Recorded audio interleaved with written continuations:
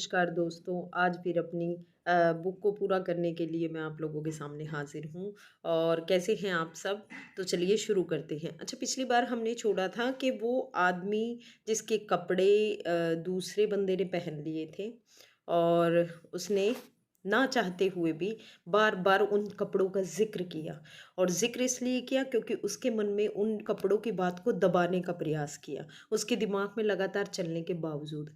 अगर वो उस चीज़ को दबाने की बजाय उसको का सामना कर लेता, या फिर ये कह सकते हैं कन्फ्रंट करता उसे कि नहीं मैं अपने कपड़े नहीं देता, या उसके दिमाग में चल रही थी तो वो बोलता यार मेरे दिमाग में चल रही है, हो सकता है मेरे मुंह से निकल जाए, इसलिए रहने देते हैं, आप घर रह जाओ।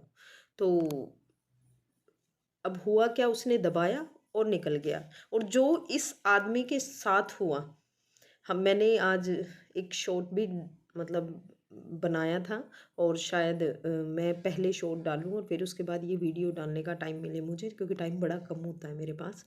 तो उस शॉर्ट में भी मैंने ये चीज़ क्लियर की है कि जो चीज़ जितनी परिश्रम से की जाए वो उतनी फूट के निकलती है। जैसे मुट्ठी हम 24 घंटे नहीं बांध सकते और खुला हाथ हम 24 घंटे रख सकते हैं। और जब हम सहज होते हैं तभी हम ओरिजिनल होते हैं। लेकिन जो हम ज़बरदस्ती करते हैं वो हमारा ओरिजिनल रूप नहीं होता है। तो इसलिए कोशिश करें कि किसी भी चीज़ को दबाया ना जाए, उसे कन्फ्रंट किया जाए। तो जो इस आदमी के साथ हुआ वो पूरी मनुष्य जाति के साथ काम के संबंध में हो गया। काम को ऑब्सेशन बना दिया गया, उसे रोग बना दिया गया, घाव बना दिया गया, विषाक्त कर दिया गया। छोटे छोटे बच्चों को समझाया जाता है कि काम पाप है, लड़कियों को समझाया जा रहा है कि पाप है, काम पाप है। जब लड़की जवान होगी या लड़का जवान होगा, उनकी शादियां होंगी और उनकी जो काम की दुनिया शुरू होगी, इन दोनों के भीतर ये भाव है कि ये पाप है। फिर कहा जाएगा स्त्री को कि पति को परमात्मा मान लो। कैसे? जिसके साथ ये प्रक्रिया करनी है उसे परमात्मा फिर वो दिल से कैसे मान सकती है, कैसे एक्सेप्ट कर सकती है? जो पाप में उसे खींच के ले जा रहा है उसको परमात्मा कैसे मान सकते हैं? ये कैसे संभव हो सकता है? ये किस तरह का कन्फ्लिक्ट है? ये कैसे संभव होगा? और जो पाप में घसीट रहा है वो मेरा परमात्मा हो जाए? और लड़कों को कहा जाएगा, उस युवक को कहा जाएगा कि ये तेरी पत्नी है, साथिन है और संगिनी है, लेकिन जो नर्क में लेके जा रही है, इसलिए ये नर्क का द्वार है। ये नर्क का द्वार संगी और साथनी, ये मेरा आधा अंग है।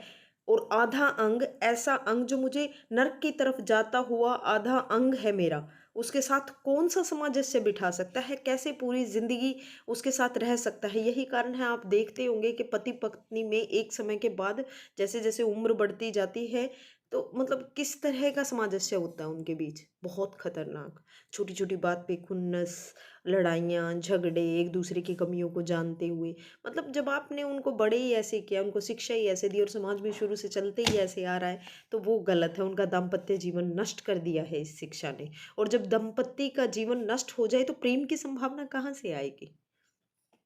क्योंकि जब पति और पत्नी प्रेम न कर सके एक दूसरे को, जो कि अत्यंत सहज और नैसर्गिक प्रेम है, तो फिर कौन सा और किसको प्रेम करेगा? कौन किसको प्रेम कर पाएगा? इस प्रेम को बढ़ाया जा सकता है कि पत्नी और पति प्रेम को बढ़ाया जा सकता है कि पत्नी और पति का प्रेम इतना विकसित हो, इतना उदात हो, इतना ऊंचा बने कि धीरे धीरे सभी बांध तोड़ दे और दूसरों तक फैलाया जाए। यह हो सकता है, लेकिन इसको समाप्त ही कर दिया जाए शुरू में ही, विषाक्त कर दिया जाए शुरू में ही, इसे तोड़ दिया जाए तो कैसे फैलेगा, कैसे बढ़ेगा? रामानुज, एक छोटी सी स्टोरी फिर से शुरू होती है। और मुझे पता है कि जो ये स्टोरीज आती हैं बीच में, ये वो एग्जाम्पल है जो हमें कनेक्ट कर सके उस बात से जो बात ये बुक हमें बताना चाहती है। रामानुज एक गांव में ठहरे थे और एक आदमी ने आकर कहा कि मुझे परमात्मा को पाना है। तो उन्होंने कहा कि तूने कभी किसी को प्रेम किया है?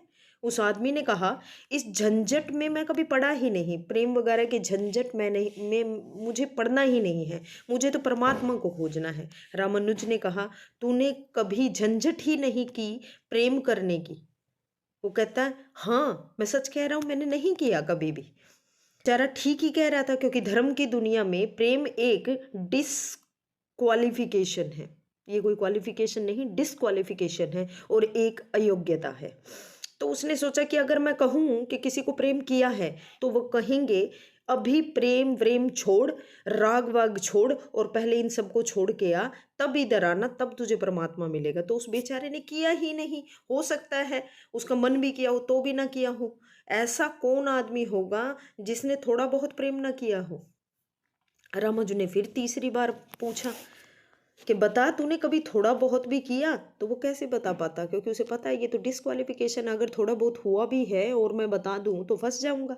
उसने कहा माफ़ करिए, आप क्यों बार बार मुझे यही बात पूछे चले जा रहे हैं। मैंने प्रेम की तरफ कभी आंख उठा के नहीं देखा, मुझे तो सिर्फ परमात्मा को पाना है।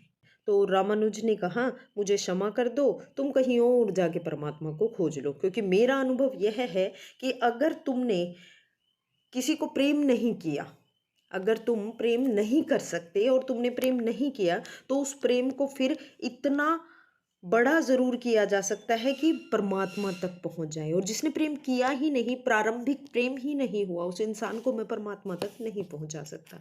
लेकिन अगर तूने प्रेम ही नहीं किया तो कैसे पहुंचाऊं। तेरे पास कुछ ही नहीं है जिसको बड़ा किया जा सके, जिसको इतना गहरा किया जा सके कि वो परमात्मा तक जा सके। बीज ही नहीं है तेरे पास जो वृक्ष बन सके उस परमात्मा तक पहुंचने का। तो तू जा, कहीं और जाके पूछ। ये थी वो कहानी। मैं आपसे एक बात कहना चाहती हूँ कि मेरे घर के पास में ट्रेन गुजरती है जिसके साउंड आते हैं, तो प्लीज़ इसे एज अ डिस्टर्बेंस ना लें, क्योंकि अगर मैं बैकग्राउंड म्यूज़िक के साथ इस वीडियो को डालती हूँ तो उस पर कॉपीराइट आ जाता है। मेरा मन होता है मैं लाइव आऊँ, लेकिन उसके लिए मुझे सब्सक्रिप्शन चाहिए उतने के मैं लाइव आऊँ। और मैं बहुत एक्साइटेड हूँ लाइव आने के लिए, ताकि आप लोगों के क्वेश्चन आंसर मैं ले सकूँ। और जो लोग मुझे देखते हैं वो मुझे सब्सक्राइब नहीं कर रहे हैं, और जो मुझे सब्सक्राइब करते हैं वो मुझे देख नहीं रहे। तो प्लीज़ जो मुझे देखते हैं सब्सक्राइब कर लें, लाइक कर लें, शेयर कर लें, ताकि मैं ऑनलाइन आ पाऊँ। तो अब हम दोबारा से इस कहानी के बाद अपनी बात पर आते हैं। जब पति पत्नी में प्रेम न हो, जिस पत्नी ने अपने पति को प्रेम नहीं किया, और जिस पति ने पत्नी को प्रेम ना किया हो, वो बेटों को बच्चों को प्रेम कर सकते हैं? नहीं, आप गलती में हैं। पत्नी उसी मात्रा में बेटे को प्रेम करेगी जिस मात्रा में उसने अपने पति को प्रेम किया हो, क्योंकि पति का फल ही बेटा है। बेटा पति से मिला है, उसका ही प्रतिफलन है, उसका ही रिफ्लेक्शन है। और इस बेटे के प्रति जो प्रेम होने वाला है वो उतना ही होगा जितना उसने पति को चाहा हो या प्रेम किया हो। यह पति की ही मूर्ति है जो फिर नहीं होकर वापस लौट आई है। अगर पति प्रेम नहीं है, अगर पति के प्रति प्रेम नहीं है, तो बेटे के प्रति भी कभी सच्चा प्रेम नहीं हो सकता है। और अगर बेटे को प्रेम नहीं किया गया, पालना पोसना और बड़ा कर देना प्रेम नहीं होता। पालन पोषण और बड़ा कर देना प्रेम नहीं होता। तो बेटा माँ को कैसे प्रेम कर सकता है, बाप को कैसे प्रेम कर सकता है। अब मुझे पता है जितने लोग हैं जिनकी बेटियां हैं, बेटे हैं, जो भी ये सुनते होंगे उन्हें लगता होगा कि नहीं गलत है। होता क्या है, कई बार हम अपने मन के अंदर कुछ चीज़ें बिना विचार के, बिना वजह के किए चले जाते हैं। हमें पता है, मुझे पता है आप इस बुक से कितना कनेक्ट करेंगे, कितना नहीं करेंगे मुझे नहीं पता, पर मैं कनेक्ट करती हूँ। अगर मैं ये कहती हूँ कि मेरी शादी लव मैरिज है या अरेंज है, या मैंने शादी की है या नहीं की है, या मैं अपने बच्चों को उतना प्रेम, सच में उसी तरह से चलेगा, चलता उसी तरह से है। लेकिन बहुत कम चीज़ें हैं जो हमारे विपरीत जाती दिखाई देती हैं, हम उन्हें मानते नहीं हैं। ये बात बिल्कुल अलग है कि हम उन्हें मानेंगे या नहीं मानेंगे। होती हैं, वो ऐसे ही हैं, बट हम उसे स्वीकार नहीं करते, क्योंकि इस दुनिया में सबसे मुश्किल काम होता है स्वीकार करना, और गलत चीज़ों को वैसे का वैसा स्वीकार करना कि हाँ ये गलत है। हम गलतियाँ निकालने में दूसरों की माहिर हैं, अपनी नहीं। अगर हमारी संस्कृति और धर्म पर बात आ जाती है तो हम आंख बंद करके सब कुछ फॉलो करते हैं। वो जो प्रेम की यूनिट है, वो जो यूनिट है जीवन की, परिवार, वो सब विषाक्त हो गया है। और काम को दूषित करने से और निंदित करने से परिवार ही फैल कर पूरा जगत बन गया है। जो विषाक्त है, जो यूनिट विषाक्त हो गई है, वो परिवार बना। और उसकी बहुत ज़्यादा, काम की बहुत ज़्यादा निंदा होने की वजह से वो जो परिवार बना, वो सारा का सारा विषाक्त है, क्योंकि किसी के पास किसी को देने के लिए प्रेम नहीं है, ओरिजिनल प्रेम तो बिल्कुल नहीं है। और उसी परिवार से जगत बना है और उसी जगत से पूरा विश्व। तो इतना आसान नहीं है इस बात को एक्सेप्ट करना कि जो हम सदियों से जीते आ रहे हैं वो सही ढंग है। इतना आसान नहीं है इस बात को इनकारना कि वो सही ढंग है। नहीं, वो सही ढंग नहीं है। और फिर हम कहते हैं कि प्रेम बिल्कुल दिखाई नहीं पड़ता। प्रेम कैसे दिखाई पड़ेगा? हालांकि हर आदमी कहता है कि मैं प्रेम करता हूँ। माँ कहती है, पत्नी कहती है, बाप कहता है, भाई कहता है, बहन कहती है, मित्र कहते हैं हम प्रेम करते हैं। सारी दुनिया में हर आदमी कहता है मैं प्रेम करता हूँ। और दुनिया में इकट्ठा देखो तो प्रेम कहीं दिखाई नहीं पड़ता। जो थोड़े दिनों तक, जब तक बचपन में होते बहन भाइयों में कितना प्रेम होता है, जैसे ही बड़े होते हैं बुढ़ापे की तरफ चले जाते हैं, उनमें लड़ाई झगड़े लेन देन को लेके, ये बात कह दिया, वो ताना कसी। क्यों? क्योंकि प्रेम पहले भी नहीं था, इसलिए आज भी नहीं है। अगर प्रेम है तो वो कभी ख़त्म नहीं होता। क्या होता है बड़े होके बहन भाइयों में? बहुत बुरा हाल। जब मैं छोटी थी मुझे भी लगता था कि बहुत हमेशा प्रेम रहेगा। नहीं, वो प्रेम था ही नहीं, क्योंकि हम जिन चीज़ों के फल हैं हम विषाक्त हैं। वो फल ही नहीं है हम जो होने चाहिए थे। हमें सिखाया ही गलत तरीके से गया है। इसमें कसूर सिर्फ हमारे माँ बाप का नहीं, पूरे समाज का है, धर्म के ठेकेदारों का है, संस्कृति के ठेकेदारों का है। तो चलिए आगे बढ़ा करते हैं। इस बात पे कितनी बहस की जा सकती है, पर हमें तो बुक पढ़नी है, कंप्लीट करनी है। सो चलिए, तो फिर भी पूरी दुनिया में इकट्ठा करके देखें तो प्रेम दिखाई ही नहीं पड़ता। इतने लोग अगर प्रेम करते हैं तो दुनिया में तो प्रेम की वर्षा होनी चाहिए। प्रेम के फूल ही फूल खिल जाने चाहिए थे, प्रेम के दिए ही दिए जल जाने चाहिए थे, भाइयों भाइयों में द्वेष नहीं होना चाहिए था, बहन भाइयों में झगड़ा नहीं होना चाहिए था, पति पत्नी में झगड़ा नहीं होना चाहिए था। अगर इतना प्रेम है तो घर घर प्रेम का दिया होता तो दुनिया में इकट्ठी इतनी रोशनी होती प्रेम की, तो घृणा कभी ना दिखाई पड़ती, क्रोध की रोशनी दिखाई ना पड़ती, युद्धों की रोशनी दिखाई ना पड़ती। प्रेम का तो कोई पता ही नहीं चलता। झूठी है ये बात, झूठ है। जब तक हम मानते चले जाएंगे तब तक सत्य की दिशा में कभी खोज नहीं हो सकती, और कोई किसी को प्रेम नहीं कर रहा यहाँ पर। और जब तक काम के निसर्ग को परिपूर्ण आत्मा से स्वीकार नहीं किया जा सकता तब तक किसी को भी प्रेम नहीं किया जा सकता। और ओशो रजनीश जी कहते हैं, मैं आपको कहना चाहता हूँ कि काम दिव्य है, डिवाइन है।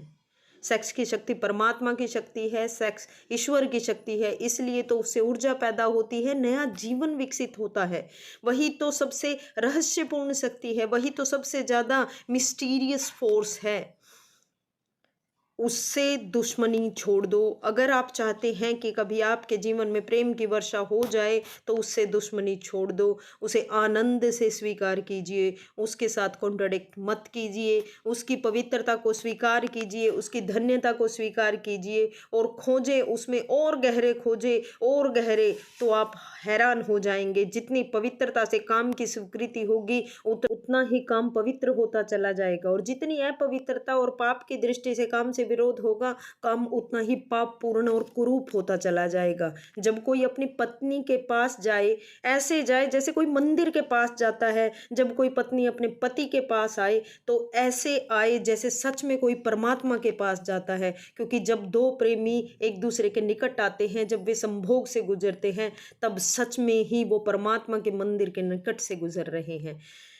वही परमात्मा का काम कर रहा है उनकी उस निकटता में, वही परमात्मा के सृजन शक्ति का काम हो रहा होता है। और मेरी अपनी दृष्टि यह है कि रजनीश ओशो कहते हैं कि मनुष्य को समाधि का और ध्यान का जो पहला अनुभव मिलता हो कभी भी मनुष्य के इतिहास में, तो वो संभोग के क्षण में मिला है और कभी नहीं। संभोग के क्षण में ही पहली बार ये स्मरण आया आदमी को कि इतने आनंद की वर्षा हो सकती है। और जिन्होंने सोचा, जिन्होंने मेडिटेट किया, जिन लोगों ने काम के संबंध पर और चिंतन किया, ध्यान किया, उन्हें ये दिखाई पड़ा कि काम के क्षण में, संभोग के क्षण में मन विचार से शून्य हो जाता है। और ये ट्रू है कि विचार से शून्य हो जाता है उस समय, जिस समय आप संभोग के क्षण से गुजर रहे होते हैं। एक क्षण को मन के सारे विचार रुक जाते हैं, और वो विचारों का रुक जाना, वो मन का ठहर जाना ही आनंद की वर्षा का कारण होता है। तब उन्हें वो सीक्रेट मिल गया, वो राज मिल गया कि अगर मन को विचारों से मुक्त किया जा सके किसी और विधि से भी, तो भी इतना ही आनंद मिलेगा। उनके कहने का तात्पर्य है कि जो वो एक मात्र का संभोग, एक क्षण का जो आनंद मिला है, वो आनंद उस परिस्थिति की बजाय विचारों के शून्य होने का आनंद है वो। और अगर किसी और तरकीब से विचारों को शून्य करने का विचारों को शून्य करने का अगर कोई और रास्ता भी निकाला जाए, तो ये संभव है कि हमें वो आनंद कई गुना भी प्राप्त किया जा सकता है। जो एक क्षण के लिए विचार शून्य हुए, अगर 1 घंटे के लिए विचार शून्य हो जाए, तो वो आनंद 1 घंटे चलेगा। जो आनंद 1 सेकंड के लिए आपने संभोग में प्राप्त किया है।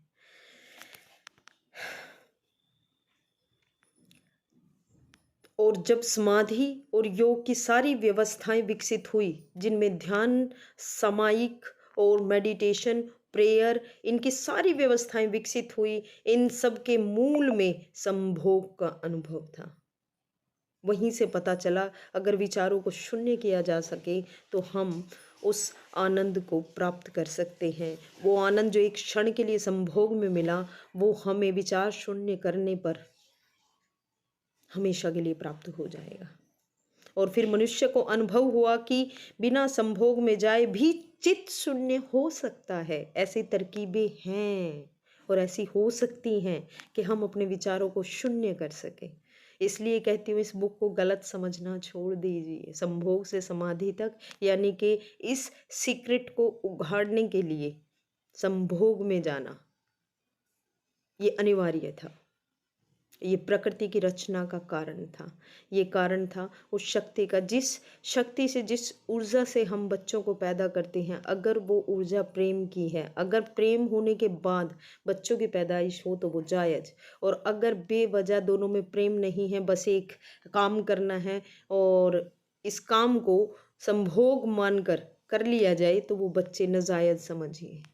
चलिए, जो यानी कि और कारणों से भी चित्त को शून्य किया जा सकता, और जो रस की अनुभूति संभोग में हुई, वह बिना संभोग के भी बरस सकती है। फिर संभोग क्षणिक हो सकता है, क्योंकि शक्ति और ऊर्जा का यह निकास और बहाव, लेकिन ये 1 सेकंड का है। लेकिन ध्यान सतत हो सकता है, हमेशा के लिए हो सकता है, अगर आप उसे करना चाहे। तो मैं आपसे कहना चाहता हूँ कि युगल संभोग के क्षण में जिस आनंद को आपने अनुभव किया, एक योगी 24 घंटे उसे अनुभव कर लेता है, क्योंकि उसने वो रास्ता खोज लिया है अपने विचारों को शून्य करने का। लेकिन इन दोनों आनंदों में बुनियादी विरोध नहीं है, क्योंकि वो सिमिलर है। जो एक क्षण में आपको महसूस हुआ, वही वो हमेशा महसूस करते हैं, लेकिन उन्होंने रास्ता अलग खोजा है। इसलिए जिन्होंने कहा है कि विषयानंद और ब्रह्मानंद भाई भाई है, उन्होंने ज़रूर सत्य कहा है।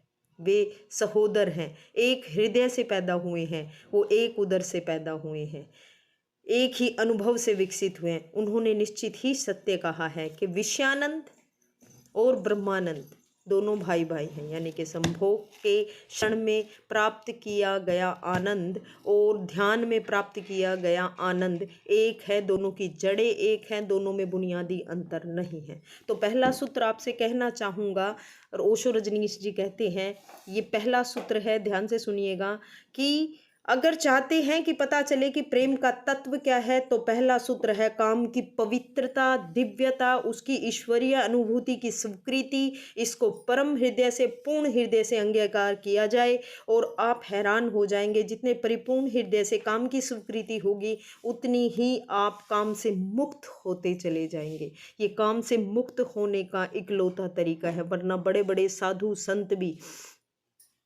इस चीज़ से मुक्त नहीं हुए, हो नहीं पाए। ऐसा नहीं है कि सभी मुक्त नहीं हुए, बहुत हुए जिन्होंने इस रहस्य को पा लिया, जिनको पता था कि पहले काम को अपनाना पड़ेगा, काम से निकलने के लिए उसका विरोध नहीं करना है, उसे अपनाना है।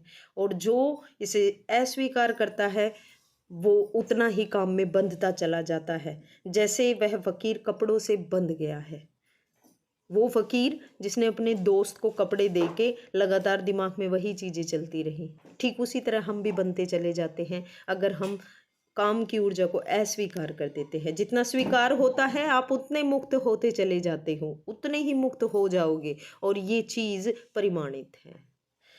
अगर परिपूर्ण स्वीकार है, टोटल एक्सेप्टेबिलिटी है, तो जीवन का जो निसर्ग है उसकी, तो आप पाएंगे कि परिपूर्ण स्वीकृति को आस्तिकता कहा जाता है। वही आस्तिकता व्यक्ति को मुक्त कर देती है।